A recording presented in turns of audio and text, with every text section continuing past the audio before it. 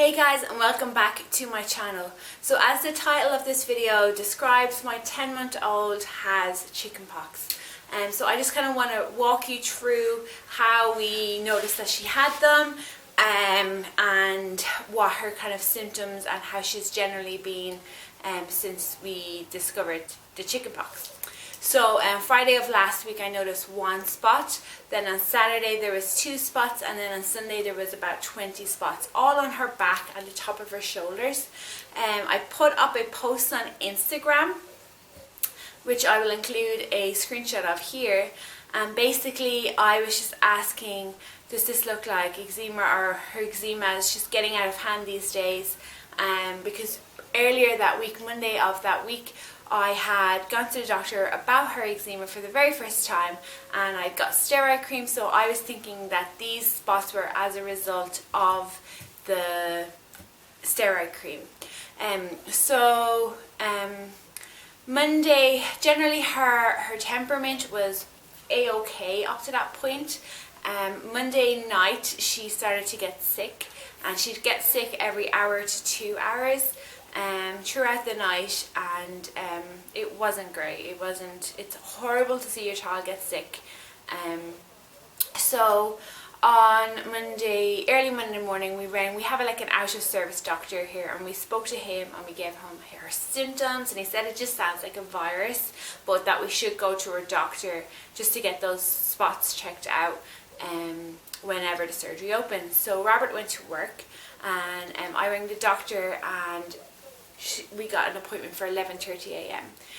In that space of time between 8:30 and 11, Ava's puking got more intense and more frequent, so I rang Robert and asked him to come home from work because I couldn't really handle it on my own. There was just too much going on. I was running out of clothes, and yeah, I just didn't want to handle it on my own, to be honest. So he came home and we went to the doctor. In the doctor's surgery, she was getting sick. Now what's funny is she kind of let us know she was going to get sick, because she'd get really whingy and whiny, and within 5 minutes she'd get sick.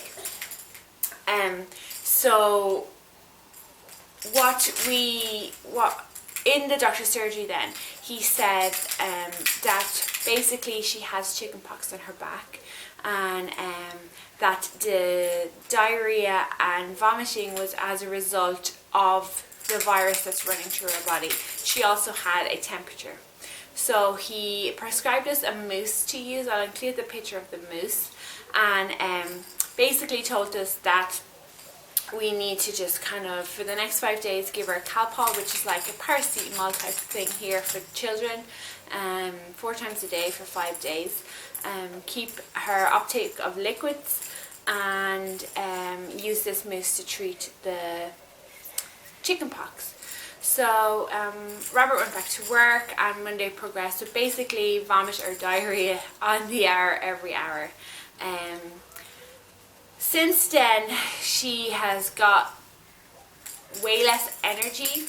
She has some more energy today. Today's Friday, so it's been 5 days since she started getting sick, or 4 days since she started getting sick. So she has a little bit more energy today. But just before I started filming, she was lying down and she was like very lethargic and stuff. So that is definitely one of the things that happened. Her energy is zapped. Like, she could crawl from here to the door and need to stop and lie down because she's that tired. She doesn't want to eat anymore or drink. I stopped trying to give her food on the Monday, because she just came back up and it was a messy disaster. So it's just liquid since then, but her bottles of formula she is not interested in at all. And when we do give them to her, she projectile vomits them out within 5 minutes. So they're just not agreeing with her body right now. We do give her water from a cup, and that's the only way she will take it. I have a cup, a Dodie cup. I'll include a picture of it here, and that is the only way that she will take any form of liquid. Yesterday was the worst day in that she was super lethargic.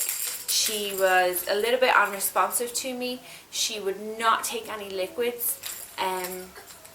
And so we brought her to the out of doctor emergency service when Robert came home, and basically he said that she's looking great. If she only wants to take a sip at a time, that is a-okay, that she can do that and that will keep her hydrated. He checked her hydration, he checked her skin, obviously her eczema is now the worst flare up ever because of the cream that we are using to try combat the chickenpox is drying out her skin. So we have to start using her eczema cream, but at the same time use her chickenpox cream. So there's a lots of kind of variations on what to use and why we're going to use it and stuff, you know. So the noises that she's making now is the noises that she generally make for a couple of hours a day.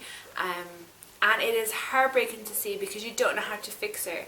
You can't help her. You know she's hungry, you know she's probably in a little bit of pain. Her back is really itchy. It hasn't spread to her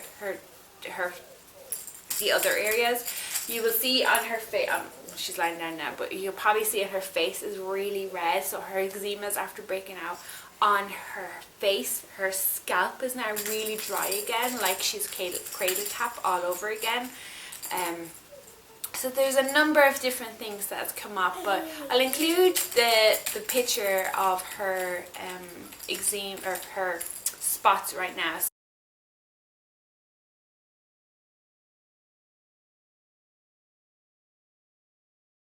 So as I said, it's been a week since the first spot appeared, and we have to keep her isolated from other children until Monday. So after Monday we can let her in contact with other children. So yeah, I just wanted to make this video just to kind of describe what she is going through, that I was surprised to see that a 10-month-old can actually get chickenpox, and yeah, just put it out there because that's exactly what is happening in our lives right now. This is not the video I had planned for today. I had planned a different type of video and it just had to be scrapped because this week has been the longest week. It feels like it should be like Friday, like 2 weeks, you know, because days and nights just seem to drag because obviously we're up at all hours with her and you just feel so bad for her, you know. So as you can see, she's lying down there now, and that's generally how it goes. Like she uses a little bit of energy, it zaps her because she has no food inside her, and you know she wants to sleep all the time. So yeah, that is it, guys. I hope it was somewhat helpful. If you yourself are going through chickenpox, if you your children have never experienced chickenpox, this is just a kind of like a fly in the wall account of what our experience has been. But yeah, our main thing, as I said, is the vomit and diarrhea is off the scale, and as a result of the diarrhea it has burned her bum.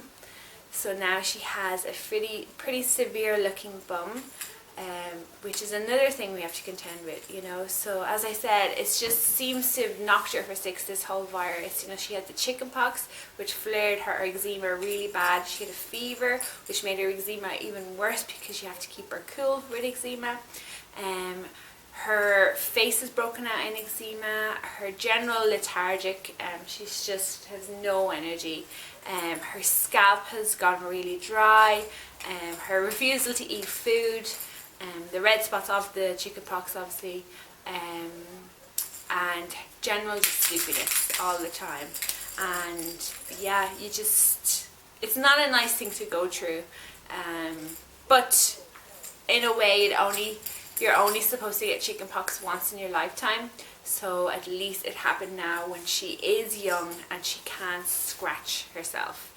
And another good point is that it's only confined to her back, so it's a very mild case of chickenpox. So hopefully it doesn't come back, because I've read that sometimes if it's mild, the body doesn't build up enough immunity to it and you can still catch it again. So I'm hoping that's not going to happen. So that is today's video. I want to thank you for watching my channel, Or Irish Family. I forgot to mention at the start, but my name is Karen, and I thank you so much for watching this if you made it to the end. If you're new here, don't forget to subscribe. If you like it, give it a big old thumbs up, and myself and Ava will see you very, very soon. Bye!